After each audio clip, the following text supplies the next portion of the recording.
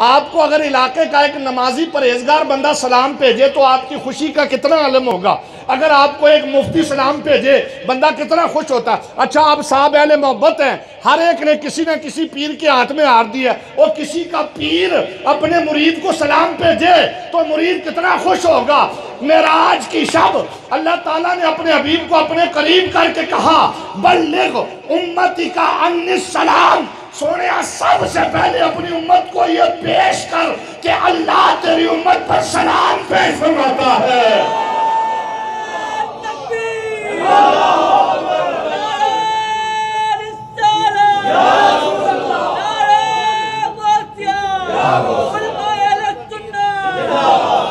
और हम मिलाद इस शुक्र पर मनाते हैं कि उम्मत पर सलामती पेश फरमाने के बाद अल्लाह ताला ने फरमाया, सोने अब मैं तुझे जवाब दे रहा हूं, तेरी उम्मत को मैंने आखिर में क्यों भेजा, तेरी उम्मत पर जो मैंने रहम किया, तेरे सदके मैंने जो करम नवाजी की, जरा क़यामत तक अपनी उम्मत को पहुंचा तो सही। और मेरा रब जानता है ताकि अहले अकल अहले मोहब्बत इसी एक बात को सुने, सारी ज़िंदगी सरकार की आमद पर खुशी मनाएं कि मैंने तेरी उम्मत पर करम नवाजी क्या की। सोने अपनी उम्मत को पहुंचा कि इन जालतहुम आखिरल उममी ला अफदहल उमम इंदहुम वला अफदहहुम इंदल उमम। और तेरी उम्मत पर तेरे सदका में रब ने करम नवाजी ये की कि सारी उम्मतों के ऐब तेरी उम्मत के सामने खोल दिए। सोया तेरी उम्मत को सबसे बाद में भेजा इस वास्ते कि तेरी उम्मत का एक भी ऐब किसी के सामने न खुले।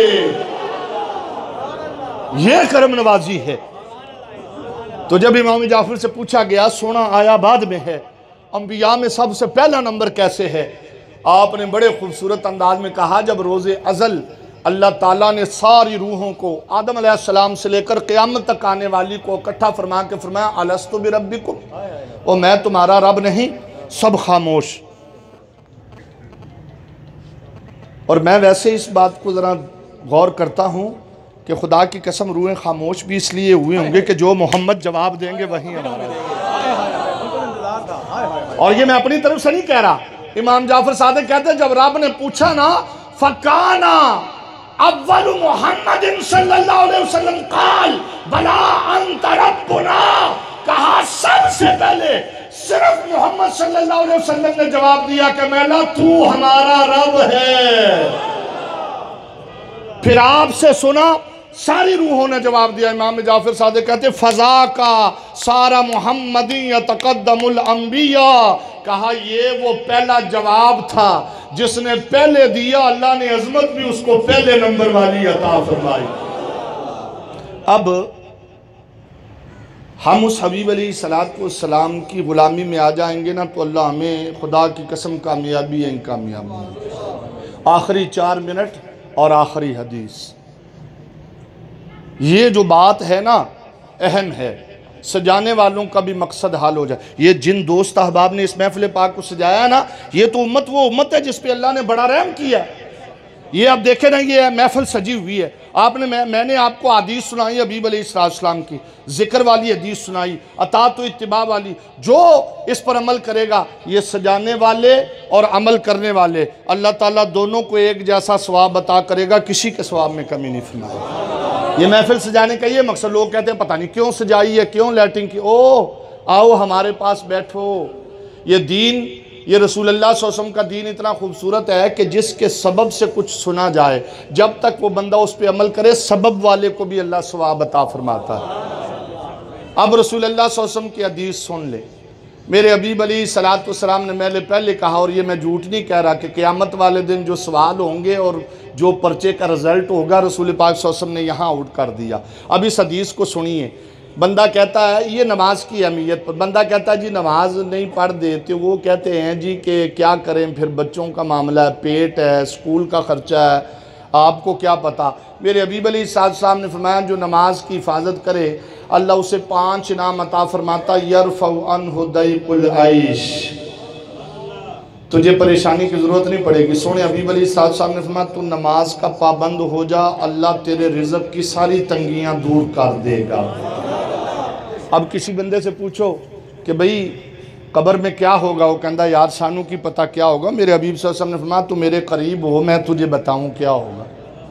फरमाया तू नमाज की हिफाजत कर, व अज़ाबुल कब्र, अल्लाह ताला तुझसे कब्र का अजाब उठा लेगा। कहते हैं भाई ये किसी को नहीं पता कि नामा अमाल केड़े हाथ च फड़ाए जाने। मेरे सोने हबीब अली साहब सामने फरमाया मुझे अल्लाह ताला ने इल्म गैब कुल माकाम अमा यकूं का इल्म अता किया है। तो मेरी सुन तो सही, क्या सुनया? और तू नमाज का पाबंद हो, यूतीहुल्लाहु किताबहु बियमीनिही, तुझे फिक्र करने की ज़रूरत नहीं पड़ेगी, मेरा रब तेरे नामा अमाल तेरे सीधे हाथ में तुझे अता फरमाएगा। पुले सिरात तलवार से ज़्यादा तेज़, बाल से ज़्यादा बारीक, कोई लुढ़कता होगा, कोई लटकता होगा, कोई कट के जहन्नम में गिरता होगा।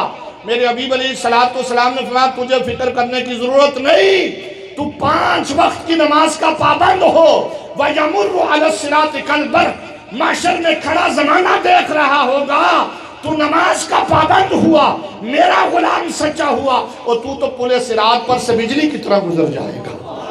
वयदखुलुल जन्नत बिगैरि हिसाब, और तू नमाज का पाबंद हुआ ना तो बगैर हिसाब व किताब के अल्लाह तुझे जन्नत अता फरमा दे।